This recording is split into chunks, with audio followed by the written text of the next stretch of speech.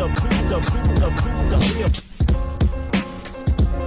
yeah, it's your boy Crypto Blood, and welcome to another episode of My Two Satoshis. Shout out to my man Coop DeVille out there, Ryan Cooper on YouTube, a long-time subscriber but new YouTube member. And I'm gonna play some of his music today. He's an independent artist, so check him out. I'll leave a link in the description below to his Bandcamp website. Got a lot of nice hip-hop tracks on there, so check out my man Ryan Cooper when you guys get a chance. We're playing his song called The Pain in My Heart. Thanks for that song request. What's good, people? Hope you guys are doing well. Welcome to yet another episode. Today we are looking at, again, a trifecta, Decrypt Media, 3 articles from them today. This is crazy. Cosmos been having some internal issues and they end up splitting, so we'll take a look at this whole drama-filled situation over at Cosmos, aka Atom. The token is called Atom. It's unfortunate, but that is what happens when you have humans involved. There are always going to be some differences and some issues where people can't see eye to eye on. So again, we're going to take a look at that. Also, out of Decrypt Media, this is honestly, I've been saying this too. Like, this whole digital currency movement that you see central banks moving towards really has absolutely no purpose.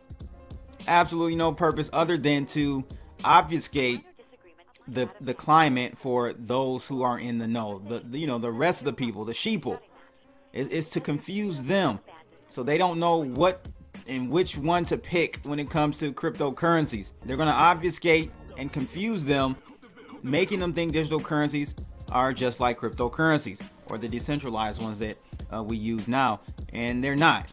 But this economist from the Bank of Finland speaks on this topic, basically says that adding the blockchain system into the mix would do more harm than good, according to him.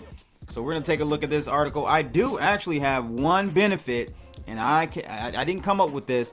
I actually heard someone, I can't remember who, but I remember I was either on a panel, like a round table, and this person said this one thing that is beneficial, at least for central banks, when it comes to digital currencies. And we're going to talk about that one thing that I do see as being a benefit. But other than that, I don't see, you just might as well just keep the digital fiat notes that you have now, that system. So I don't know. Another ICO bites the dust, people. SEC drops a hammer on Enigma's $45 million ICO. Ooh-wee.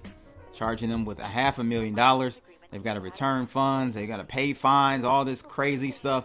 We'll take a look at the details on that here in a second. But before we start, if you guys find these types of videos informative, make sure you like, share, and subscribe, and click that bell to receive more videos like this. And this episode is brought to you by Dudex.com. Check these guys out, one of the newer cryptocurrency exchanges out there. However, one thing I like about Dudex, actually there are a few, but the one thing that stands out the most is that everything is priced in US dollars. That's from your risk, how much you're risking per trade, how much you're up in your profits or losses. It shows all that in real time and in US dollars. So you don't have to have a Texas Instrument calculator out, people, like you do on BitMEX, to figure out what the hell is going on. How much are you up? How much are you down? And they also have a new risk manager tool that allows you to place trades and set those parameters based on your risk profile. Excellent tool. I haven't seen this tool anywhere else in the cryptocurrency exchange game. So check them out, Dudex.com. Link in the description below. And we've got deep red on the heat map today. Bitcoin down 5.6% to $9,567. ETH down 6%, $257. We know when the alts get hit, for whatever reason, EOS gets hit hard. EOS down 9.3% to $3.95. Speaking of EOS, I actually got a great interview I will be publishing to my YouTube members here over the weekend with EOS Nation, one of the community reps over there. Excellent conversation, very informative. If you want to know more about EOS and how it is going to definitely change the game, you should check that interview out when you get a chance. EOS Nation, I think, is the second biggest block producer on EOS.io. But anyway, XRP down 7% to 27 cents. Binance down 7% as well to $21.98. We've got Litecoin down 9.7% to $68, and Bitcoin Cash down 8% to $368. And this is pretty much where we are. I did a poll a couple of days ago on Twitter asking people were we going to see a green line, a red line, or a yellow line? Well, most of you picked the green one. That didn't pan out, and I actually thought that the red one was going to be the one, and it did play out that way until we got the whales yesterday and just slam us down. So now it's a critical point we're at, because we have to stay above this 94.63 region, and we're doing that at the moment. But at any point we could drop below. It's going to be tough getting back above this yellow trend line. As you see, I have that yellow line showing us a possible bounce off the backside of that, which I think is what will happen, and we may take a step back or two before moving forward. So we'll have to see what happens. I know it's a lot of scribble scrabble, but it will all make sense here in a few days. First article out of Decrypt Media: infighting at Cosmos causes the project to split. Cosmos developer Tendermint is parting ways with the engineering team working on its key technology, the inter-blockchain protocol. Interesting. Tendermint has announced that 10 engineers and researchers working on Cosmos core technology are parting ways with the startup. They will continue to work independently on the platform and its forthcoming inter-blockchain protocol. Tendermint, meanwhile, will focus on the community, develop the Cosmos SDK, and founder Jay Quan, not the rapper people, new project Virgo. For some reason, Tendermint, a core developer of the Cosmos blockchain, also refers to itself as All in Bits. Today, that alias seems more than apt. The startup announced that 10 engineers and researchers working on Cosmos' core technology are parting ways with Tendermint / All in Bits. The devs will continue to develop the blockchain funded by the project's administrator, the Interchain Foundation, said the startup's announcement. A company spokesman told Decrypt Media that what remains of Tendermint will now be a wholly owned subsidiary of the Interchain Foundation, whose president is Cosmos founder Jay Quan. For many, the news holds little surprise. Bitter infighting over conflicts of interest, governance, and other issues has consumed the startup recently and appears to have precipitated its drive towards decentralization sooner than some would have wished. So it looks like they had a number of resignations, from Tendermint's director to the product director, and on Tuesday, the director of security left the company. The core development team of Cosmos will now relocate to Berlin and operate as a new independent Berlin-based company. So it looks like the founder of Cosmos is starting a new company called Virgo, and this company is a community and a movement aimed at solving world issues with better org tech, powered by Cosmos-based blockchains. The project will build what sounds like an open source stack of decentralized technologies, as if we need any more of those. It will be funded by the Interchain Foundation under a separate budget, and there are plans to diversify Tendermint's board, according to the announcement. What do you guys feel about this situation? I think, to me, it just kind of illustrates, the flaw is really us, humans. We're the issue. We are the issue when it comes to everything, not only in blockchain, but in politics, finance, all that stuff. We are the issue. I'm not following Cosmos that closely, so those who are, let me know if you think this is a big issue. This whole split up, will this really delay what Cosmos is attempting to do? Is this new project Virgo going to be better than Cosmos? I need more guidance. If any of you are following this project, this blockchain, let me know. I would love to know more on this situation. I've been hearing a lot about Cosmos. Crypto.com actually is doing a syndicate. I think the syndicate may have even ended just a few days ago or very soon for Cosmos. So I'm familiar with it. I just don't have any. Decrypt Media also talking about central banks' unnecessary need for central bank digital currencies. It said that adding a blockchain system into this mix would do more harm than good, according to him. Let's take a look what he has to say about this. Essentially, central bank digital currencies have no business on decentralized ledgers and offer banks nothing that they don't already have at their disposal, according to senior economist who advises the Bank of Finland. I mean, I don't know why it took this long for an article like this to come out. I mean, I've thought this for so long. I don't understand why they're doing it, other than to, as I stated at the beginning of the video, to confuse the people. That's why they're doing it, in my opinion. That is the only reason I can come up with. He goes on to say that digital payments already exist in several large economies such as China, are swiftly becoming cashless societies. Other e-money issuers such as PayPal, Alipay, Revolut, TransferWise, and M-Pesa already work well and don't require central banks. So it's really important when we talk about CBDCs to ask whether they're actually needed, to ask whether we actually need something from the central bank that is currently missing in the payments market. And he goes on to say, and the blockchain isn't the answer. The blockchain network would be slow, poorly scalable, have latency issues, and would be complicated to govern, he argued in a post on LinkedIn on Monday. Because he said you have a centralized issuer, it really doesn't make sense to then decentralize record keeping. Exactly what I said yesterday, people. Remember yesterday we talked about Ripple and MoneyGram, right? And MoneyGram, what did they end up doing?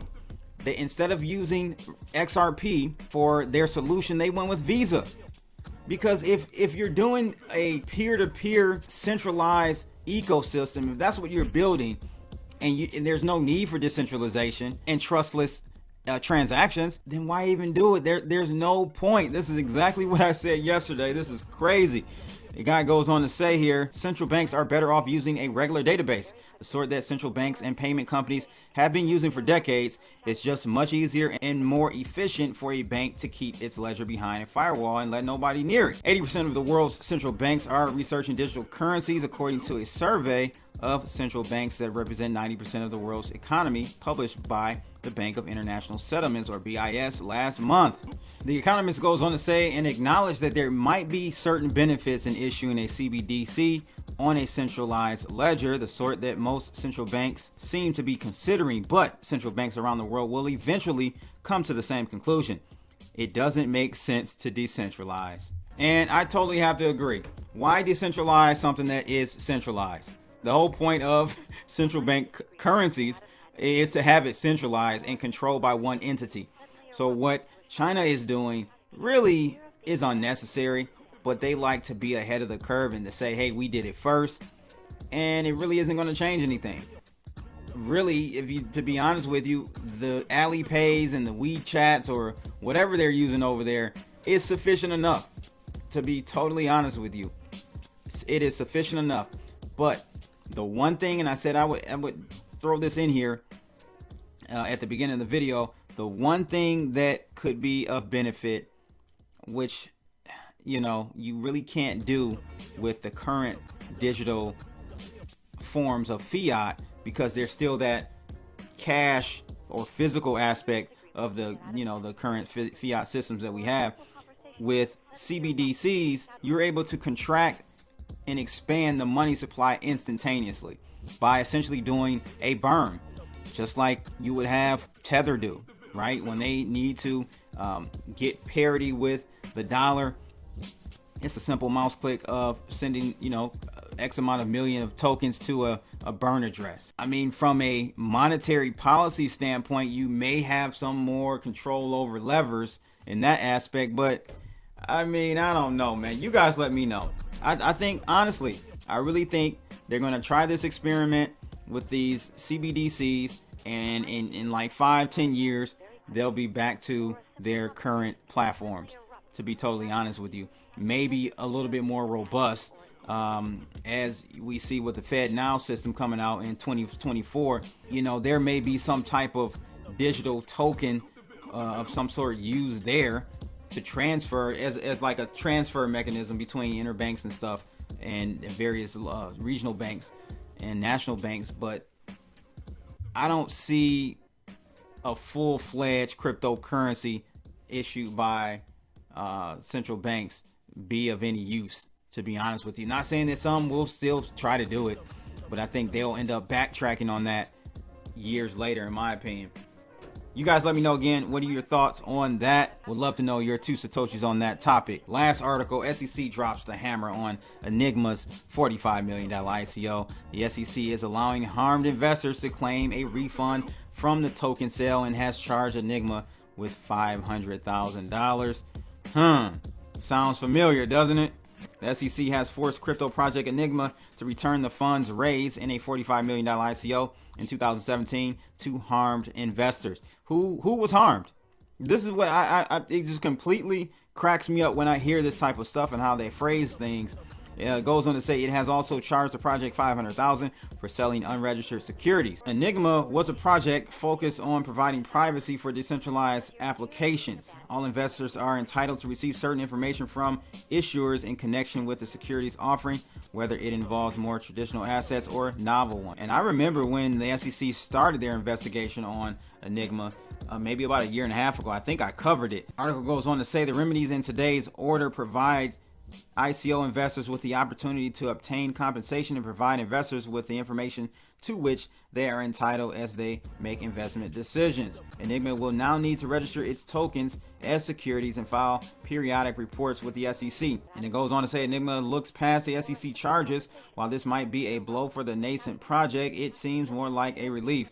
This settlement, they say, clears the way for our development team to focus fully on our original and continued vision, building groundbreaking privacy solutions that improve the adoption and usability of decentralized technologies for the benefit of all. Enigma is now focusing on its newly launched mainnet, Enigma's mainnet, which went live on February 13th as a proof-of-stake blockchain based on Cosmos, which is a project we just talked about that's falling apart itself. The blockchain will support Enigma's new cryptocurrency called Secret. It is used for governance on the blockchain, enabling token holders to decide how it adapts over time. So their secret sauce, no pun intended, really is their whole secret contract idea, which allows dApps to function without anyone being able to observe them. The aim is to bring greater privacy to the cryptocurrency world. So let's see how this pans out. They're going to move forward, pay back the money, and probably go through this horrendous yellow and red tape that now they'll have to go through, being that they have to register as a security.